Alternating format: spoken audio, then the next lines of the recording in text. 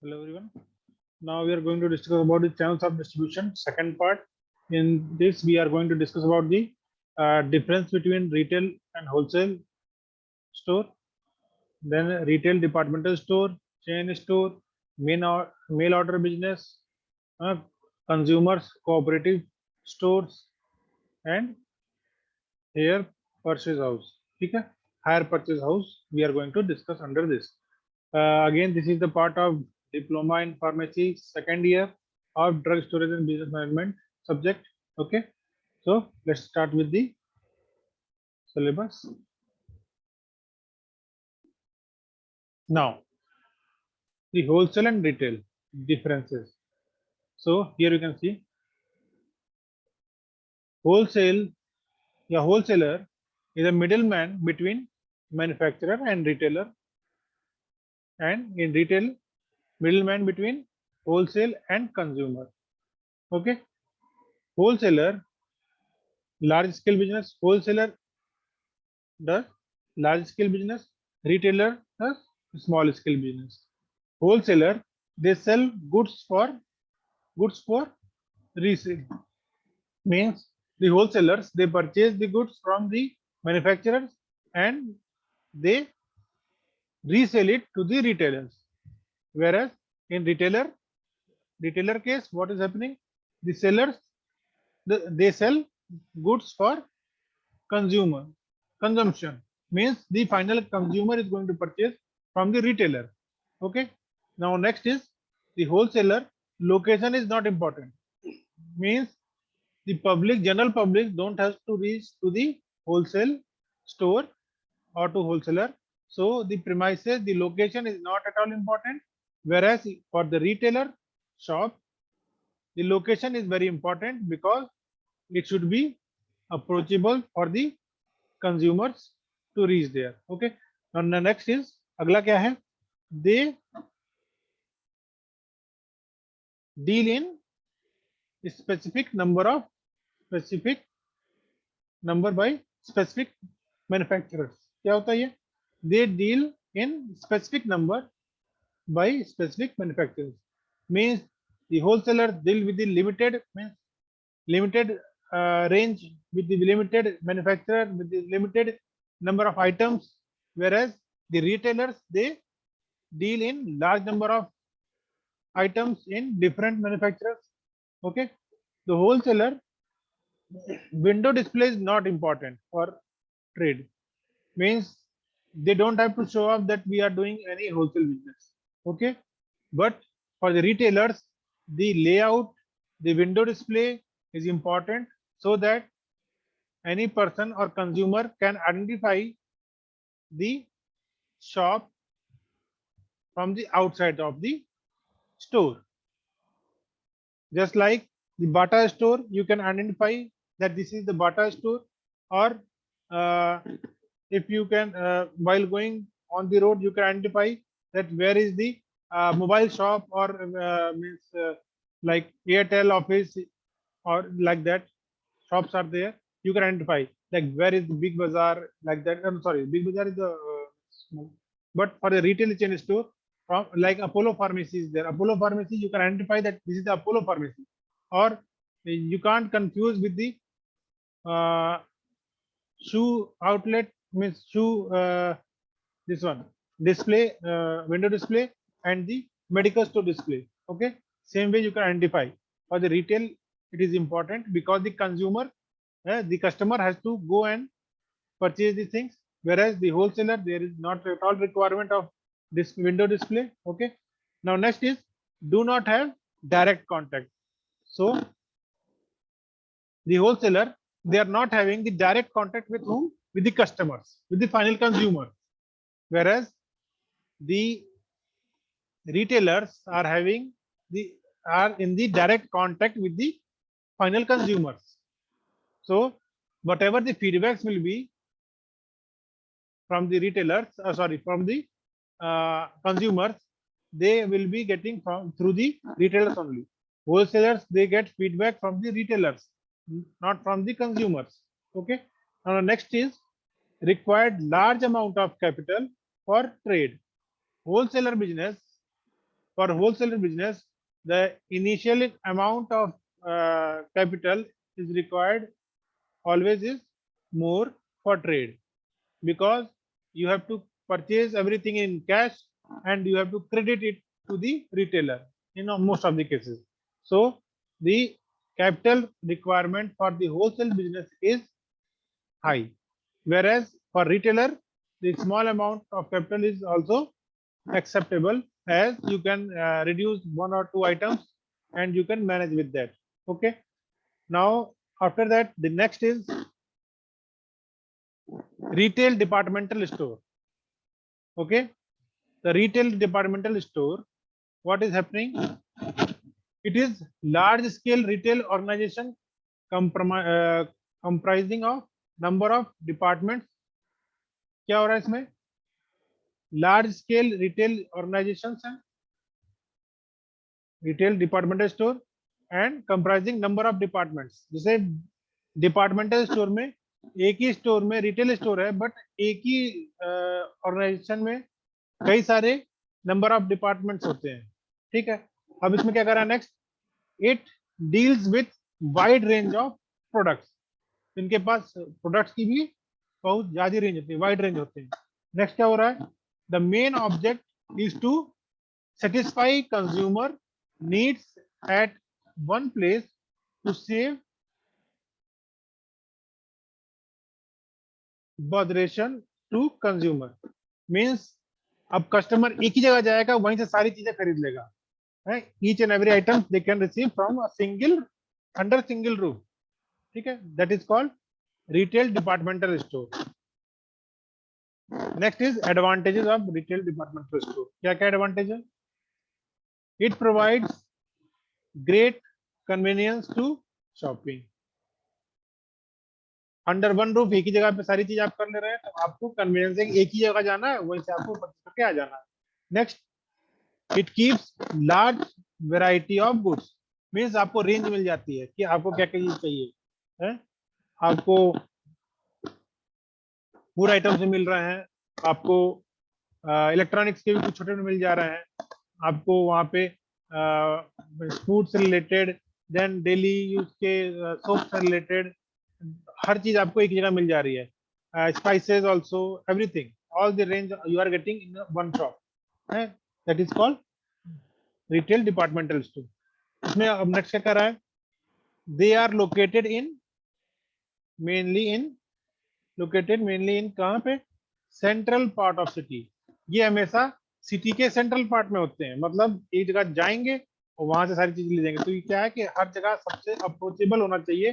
तो most of the time they are located in the centre of the city. Centre एक ही जगह पे, इनका एक ही जगह सेंटर होगा, बीच में कहीं होंगे जहाँ पे सारे लोग इजिली पहुंच सकें, from all over the city एक जगह पहुंच जाए. ठीक है, नेक्स्ट क्या बोल रहा है? It buys its requirement in large quantity. ये अपना परचेज लार्ज क्वांटिटी में करते हैं, which reduce its cost. Large quantity में परचेज करते हैं, बल्क ऑर्डर करते हैं, तो इनका कॉस्ट वाइज भी थोड़ा सा सस्ता पड़ता है. And increases profit. एमआरपी में बेचेंगे, खरीदेंगे वो लार्ज क्वांटिटी, तो उनको डिस्काउंट ज्यादा मिलेगा, उनको मार्जिन ज्यादा मिलेगा, तो उनकी प्रॉफिट मार्जिन भी बढ़ जाती है. ठीक है, नेक्स्ट क्या बोल रहा है? Due to huge sales, selling cost per unit becomes very low. इनके क्या है कि इनके पास में वैरायटी ज्यादा, इनके पास भीड़ ज्यादा होती है, क्योंकि एक ही जगह पे लोग आके सारी चीज परचेज करना चाहते हैं. तो क्या होता है? ड्यू टू ह्यूज सेल, इनकी ज्यादा सेल होने के नाते सेलिंग कॉस्ट पर यूनिट इनका वेरी लो हो जाता है. तो इससे क्या होता है? इनका प्रॉफिट मार्जिन बढ़ेगा आगे. फिर क्या कर रहे हैं? Provides telephone, equation and free home delivery. ये क्या करते हैं? टेलीफोन पे आप बुला लीजिए, रिक्रिएशन कर लीजिए, या फिर फ्री होम डिलीवरी भी कराते हैं, फैसिलिटी देते हैं ये. ठीक है, आप इनको मैसेज कर दीजिए, हमको ये चाहिए, आपका एड्रेस उनके पास होगा, ये आपके पास पहुंचा जाएंगे. तो ये क्या होता है? ये सब रिटेल डिपार्टमेंटल स्टोर में होता है कि आपको होम डिलीवरी सुविधा दे रहे हैं, ऑन कॉल आपको डिलीवर करा दे रहे हैं. ठीक है, अब इसमें नेक्स्ट क्या कर रहा है? It can afford to employ competent sale persons to attend its consumer. क्या होता है? It can afford to employ. ये अपने यहाँ कुछ एम्प्लॉयमेंट देते हैं जो कि उनके कंज्यूमर्स के जो सेल कम हो रहे हैं उसको अटेंड करने के लिए ये एम्प्लॉय भी कर सकते हैं। ठीक है, अब इसमें नेक्स्ट क्या है, इसके डिसएडवांटेज, इसके ड्रॉबैक्स क्या क्या है। ठीक है, इसके ड्रॉबैक्स देखिए, इनके ड्रॉबैक्स क्या क्या है, इनके ड्रॉबैक्स हैं या डिसएडवांटेज हैं। Initial cost is relatively very high, इनका इनिशियल कॉस्ट थोड़ा हाई पड़ता है। नेक्स्ट क्या कर रहा है, it located in central place, so people living in distant place find it difficult to visit. अब सेंटर ऑफ द सिटी है, ठीक है, आपको शहर में जो लोग हैं वो पहुंच सकते हैं, लेकिन जो आउटर साइड में है उनके लिए हमेशा डिस्टेंस दूर पड़ती है। मतलब कि जो भी सेंटर ऑफ द सिटी से, जैसे मान लीजिए आपका शहर कोई है, शहर के अंदर ठीक है आपके इजीली अवेलेबल है, अब कोई नया कॉलोनी बसा है जो कि सेंटर से दूर पड़ जाता है, आउटर स्कर्ट में जो सिटी के हैं उनको हमेशा डिस्टेंस सेंटर तक आने में दूर पड़ेगा। तो ये सारे उसके ड्रॉबैक्स हैं। नेक्स्ट क्या बोल रहा है, price of articles are comparatively very high.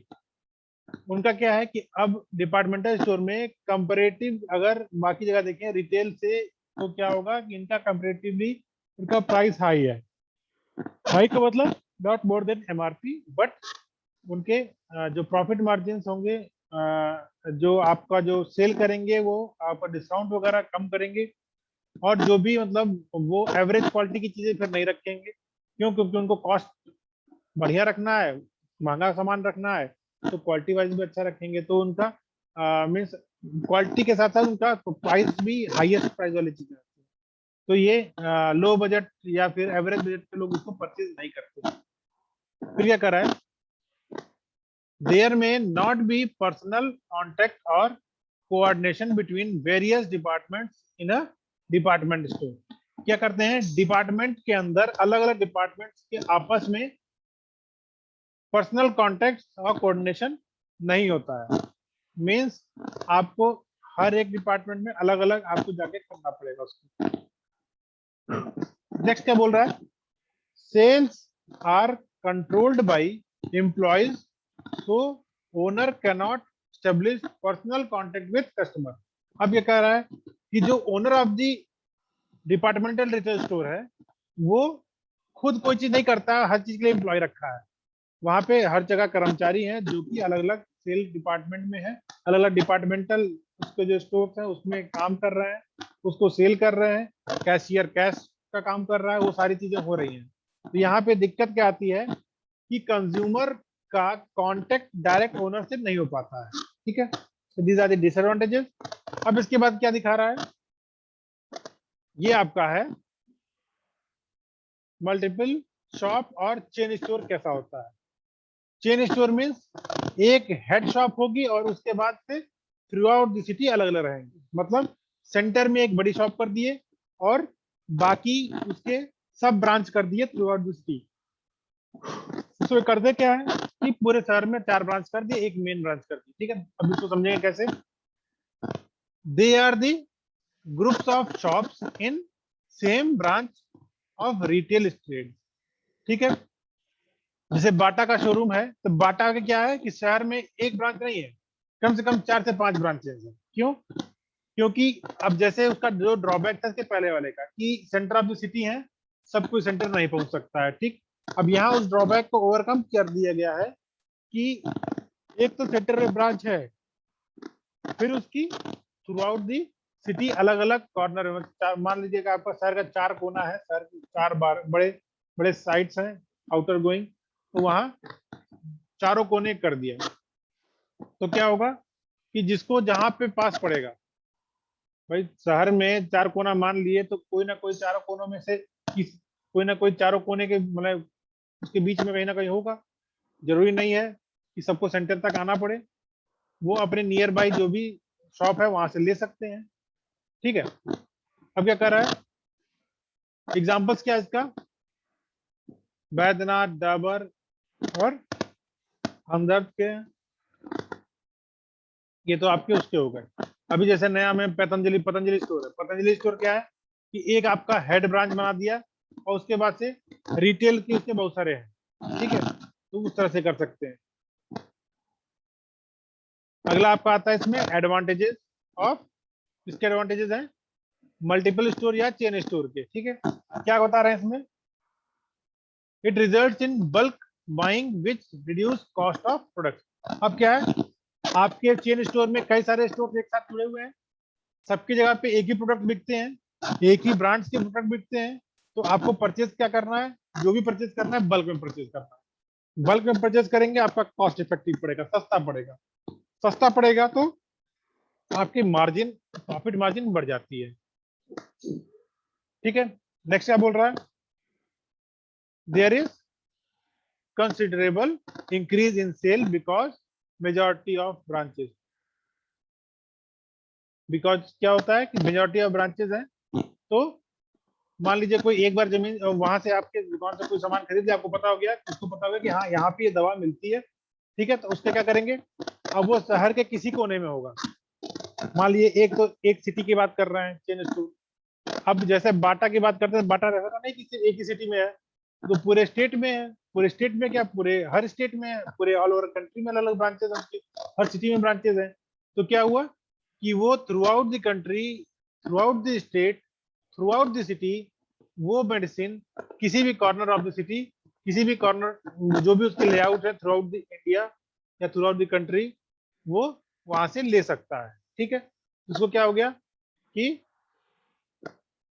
Overall क्या होती है, सेल उसकी बढ़ जा रही है। हो सकता है किसी एक ब्रांच से हो कम हो, किसी एक से ब्रांच ज्यादा हो, बट ओवरऑल उसका क्या है, सबकी सेल होती है, ठीक है। अगला क्या बता रहा है, fixed price and standard quality.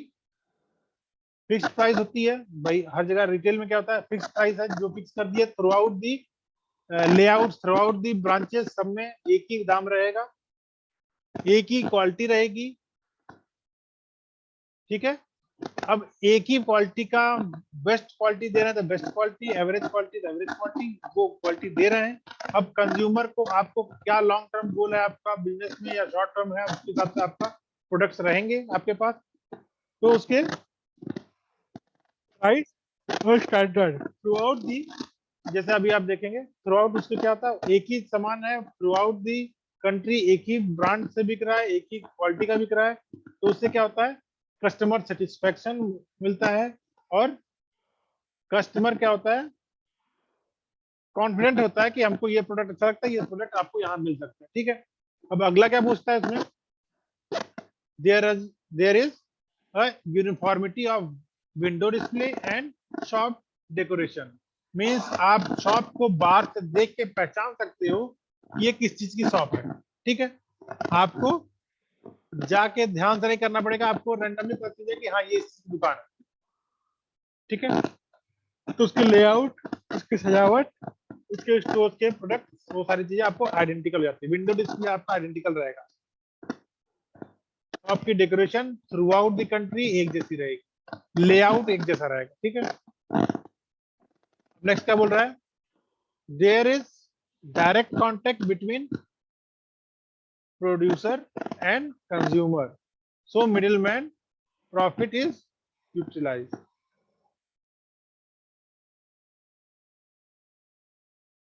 क्या कर रहा है इसमें, there is direct contact between producer and consumer. Consumer और मैन्युफैक्चरर दोनों में डायरेक्ट कॉन्टेक्ट रहता है, तो मिडिल मैन का प्रॉफिट जो है क्या होता है, वो लिमिट हो जाता है, नहीं रहेगा, मिडिल मैन की जरूरत ही नहीं पड़ेगी। अगला क्या बता रहा है इसमें, इसके disadvantages, disadvantage of chain store. क्या क्या है डिसएडवांटेज ऑफ चेन स्टोर के, multiple shops deals in limited range of products, मतलब जितने ब्रांचेस हैं सब एक ही में डील करते हैं। सो consumers do not have any choice, मतलब यहाँ पे कस्टमर को प्रोडक्ट्स के चॉइस की लिमिटेशन है, जो चीज एक दुकान पे वही चीज दूसरी दुकान पे है। इसमें क्या है, जैसे बाटा का शोरूम वगैरह देखेंगे तो वही shoes through out the store मिलेगा, ऐसा नहीं कि किसी स्टोर पे गया तो ज्यादा कुछ बढ़िया मिल गया, खराब मिल गया, हर जगह एक ही मिलेगा, लेकिन उनके पास रेंज भी एक ही है, क्वालिटी भी एक ही है, तो वो वेराइटी नहीं दिखा सकते हैं। ठीक है,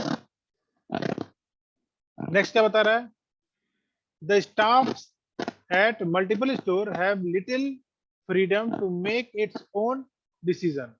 वहां पे जो स्टाफ्स हैं उनको डिसीजन मेकिंग पावर रहती है। ठीक है, there is not it's not possible for any facilities, इसके फैसिलिटीज के लिए नहीं, प्रोविजंस नहीं है।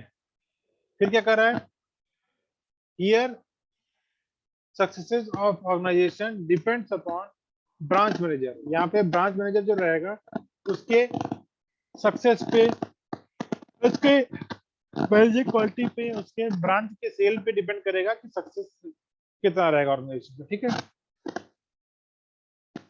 अब जो अगला पार्ट है इसमें वो है आपका कौन सा पार्ट, आपका डिपार्टमेंटल स्टोर और चेन स्टोर के डिफरेंस।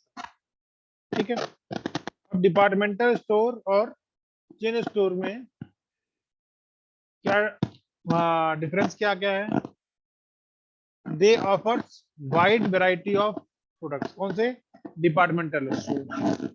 चेन स्टोर में they generally sell particular type of products, means एक पर्टिकुलर टाइप्स ऑफ प्रोडक्ट में ही वे डील करते हैं। डिपार्टमेंटल स्टोर में क्या बता रहा है, do not have uniform pricing system. Departmental store में यूनिफॉर्म प्राइसिंग सिस्टम नहीं होता है, जबकि चेन स्टोर में थ्रू आउट सारे के सारे लेआउट, सारे सारे ब्रांचेस उसकी क्या रहेंगे, जो भी चेन में है सबकी जगह पे एक दाम रहेगा। Same means the product will be sold at a same price, same discount, everything will be in same condition throughout the chain store. Okay, अब क्या बता रहा है next, there is no uniformity in decoration. Decoration का कोई uniformity नहीं है इन departmental store, और इसके चेन स्टोर में there is uniformity of decoration and window display. ठीक है, चेन स्टोर में यूनिफॉर्मिटी ऑफ डेकोरेशन और विंडो डिस्प्ले प्रॉपर होता है। अगला क्या पूछ रहा है, बता रहा है, they sell goods both on cash and credit basis. जो डिपार्टमेंटल स्टोर है वो कैश एंड क्रेडिट दोनों देते हैं। वह सेल यहाँ पे क्या है, they sell goods only on cash. Chain store में सिर्फ कैश का पेमेंट होता है। ठीक है, ये आपके जैसे आपका नेक्स्ट क्या बोल रहा है इसमें, they provide number of services and commitments. यहाँ पे क्या हो रहा है चेन स्टोर में, there is no provisions for service और कमिटमेंट्स। यहाँ पे सर्विस स्टोर के लिए नो प्रोविजन है, कोई प्रोविजन नहीं है। ठीक है, अब अगला क्या कर रहा है, mail order business. This is one of the fastest growing business in the world nowadays, especially in India also. This is only the mail order business is only the business going on during the pandemic lockdown also. Under certain criteria, they are means this business is running, means you can't even say any words for this, how this business is growing nowadays. All your Flipkart, Amazon, all are doing this mail order business. Now we will see how it is been done. A type of retail trade is in which all business activities takes place through mail post, called as mail order business. Generally, the goods are sent through valuable post. Types of mail order business as follows. पहला क्या है, manufacturers mail order business, departmental mail order business और middle man mail order business. ठीक है, ये आपके mail order business है। ठीक है, नेक्स्ट आपका क्या कर रहा है, मेल ऑर्डर बिजनेस कितने तरह के हैं, manufacturers mail order business, departmental mail order business and middle man mail order business. तो मैन्युफैक्चरर्स मेल ऑर्डर बिजनेस क्या होता है? स्टेब्लिश्ड और सेलिंग दी गुड्स, गुड्स को सेल करने के लिए ये रहेगा। दूसरा क्या है? Departmental mail order business, exceeding order received from outside. Third क्या है इसमें? Middleman mail order business, concerned only with sale of goods by mail.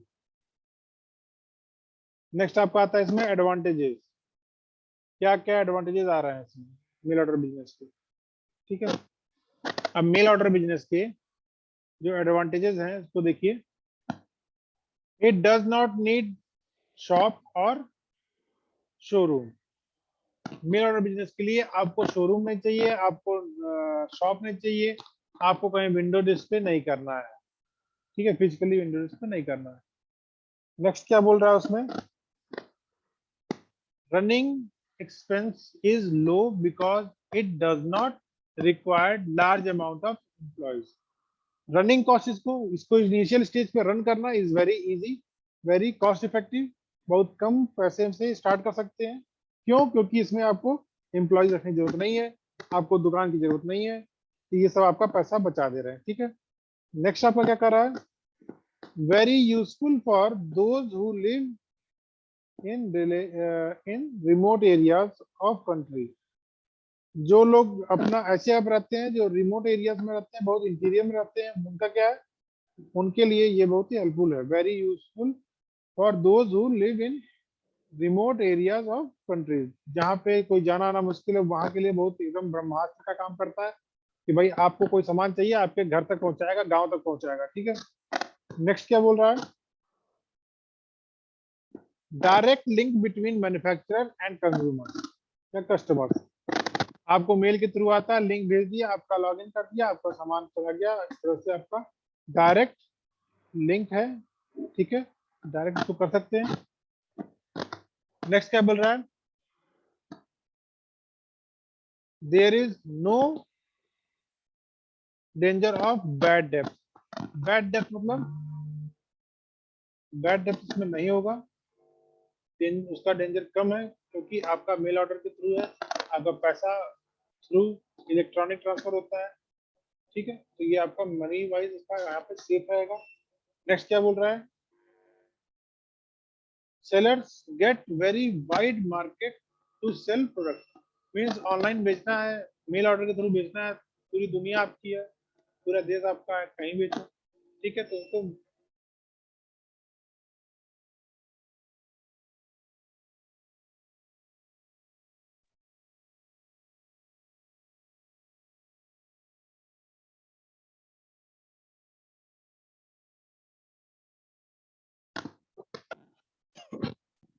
Okay.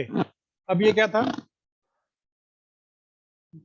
Sellers get very wide market to sell products. उनको sale करने के लिए पूरा देश है, पूरा कहीं भी कोई खरीदे कोई देखे, उनको आपको खाली बाई पोस्ट भेजना रहेगा लास्ट में। ठीक है, लास्ट क्या बोल रहा है? Lot of advertisement is required.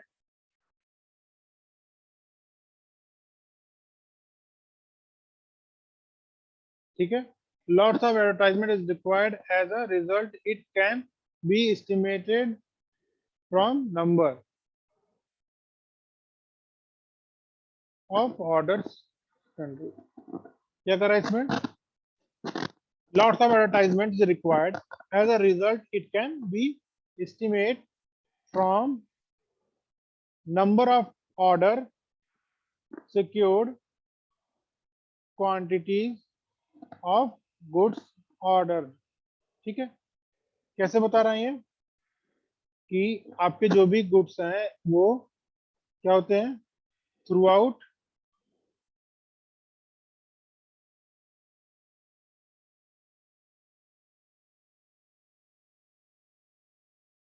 Screen sharing is option. ठीक है, तो ये क्या है?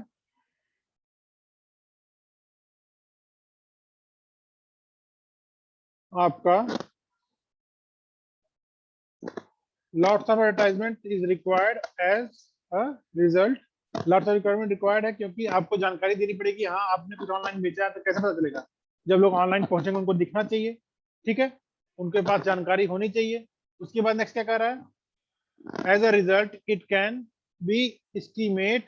estimate from number of orders secured, कितने ऑर्डर्स आए उसके हिसाब से एस्टिमेट कर सकते हैं। क्वांटिटी ऑफ गुड्स ऑर्डर्ड, कितने ऑर्डर आए और कितने गुड्स आपने ऑर्डर किए, क्वांटिटी कितनी आई, तो उसके हिसाब से आप उसका एडवर्टाइजमेंट करना है नहीं करना है, कितने एडवर्टाइजमेंट, वो सारी आप निकाल सकते हैं, ठीक है। नेक्स्ट आपका क्या कर रहा है इसमें? डिसएडवांटेजेस। अब डिसएडवांटेज ऑफ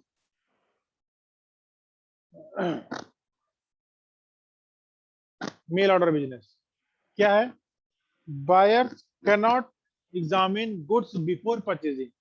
मतलब आप सामान खरीदने के पहले आप ये नहीं देख सकते हो कि सामान कैसा है, उसकी क्वालिटी कैसी है, ठीक है। उसके लिए फिर आपको क्या करना पड़ेगा? खरीद के यूज करके अच्छा, इसका ड्रॉबैक जो है, इसको ओवरकम करने के लिए कंपनीज क्या करती है? आपको 5 days 10 days money back guarantee देती है, ठीक है। अब मान लीजिए जैसे आपका बायर कैन नॉट एग्जामिन, आपने एग्जामिन बिना किए खरीद लिया, आपके पास प्रोडक्ट आया, may be damage, may be broken, may be not working, तो उस केस में क्या है? आपको पसंद आए ना आए, आपको वापस करना है तो with in 10 days of purchase आप उसको परचेज में with in 10 days of receiving आप उसको रिटर्न कर सकते हो, ठीक है। अब नेक्स्ट क्या कर रहा है? Large amount is spend on advertisement, क्योंकि ऑनलाइन चीजें हैं तो ऑनलाइन के लिए ऑनलाइन आपको एडवर्टाइज करना पड़ेगा, डोर टू डोर भी एडवर्टाइज करना पड़ सकता है कि आप यहाँ से खरीद सकते हो, ये कर सकते हो, तो इसका एडवर्टाइजमेंट में एक्सपेंडिचर ज्यादा है। फिर आपका जो भी सामान है वो आपको इनहेंड नहीं देना है, ऑर्डर करना, उसको आपको ऑर्डर प्लेस करना है, बाय कुरियर भेजना है, बाय पोस्ट भेजना है। Again packaging is also important, packaging पे भी खर्चा होता है, which increase price of goods. सामान का प्राइस पैकिंग के नाते ज्यादा बढ़ता है क्योंकि उसका भी वेट होगा, वेट वाइज आपका सारे होते हैं। नेक्स्ट क्या बोल रहा है उसमें? There is a risk of damage of goods during transportation.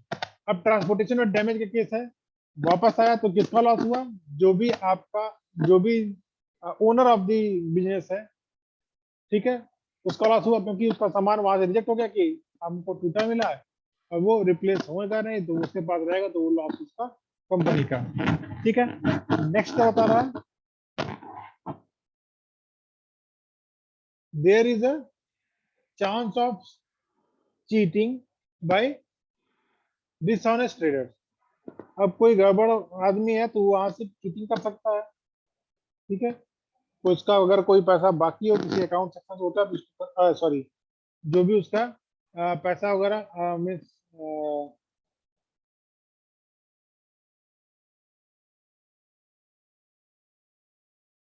मान लीजिए आपको कोई सामान आपने परचेज किया, जैसे होता है कि आपको जो दिखा रहे हैं, मान लीजिए आपको कोई ऑनलाइन सामान खरीदे, आपको दिखाया कि हाँ भाई ये आपका बोट का एक हेडफोन है, या फिर मान लीजिए आपका लोगी का हेडफोन आपने ऑनलाइन परचेज किया, ऑनलाइन दिखाया आपने, लोगी खरीदा, आपके पास आया तो पता चला कि वो दूसरी कंपनी है, कोई XYZ है, तो ये क्या हुआ?